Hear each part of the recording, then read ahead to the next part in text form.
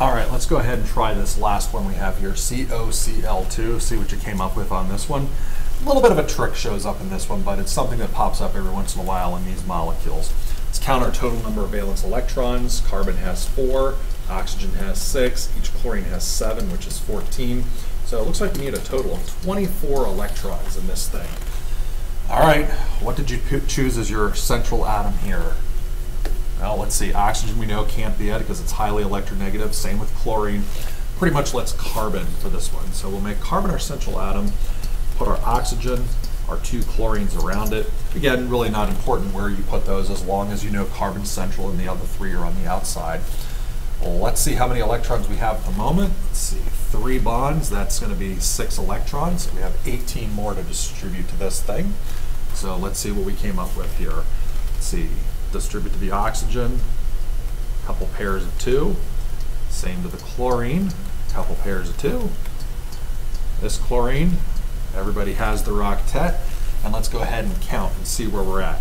2, 4, 6, 8, 10, 12, 14, 16, 18, 20, 22, 24.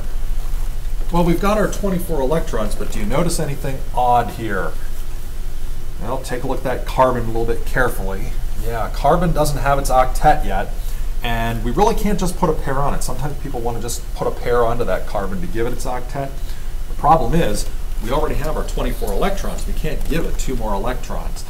So how do we handle a situation like this? How do you get carbon to have its octet? Well, this is where a double bond comes into play. What is a double bond? A double bond is nothing more than 2 pairs of electrons being shared between 2 atoms. And one of the things you want to realize is there are certain elements that love to form double bonds, and I call them cons. Carbon, oxygen, nitrogen, and sulfur. If you ever need to get something in octet and you've got 2 of these atoms, chances are good that's where your double bond is going to form. So how does this work? Well, we can't just put a double bond in, because if you just add a double bond, you're going to have more electrons, and we know we've already reached our 24. So what you want to do is find 2 of those cons, and I see I have a carbon and an oxygen. And what you're going to do is you're going to take one of the lone pairs and you're going to make it a double bond.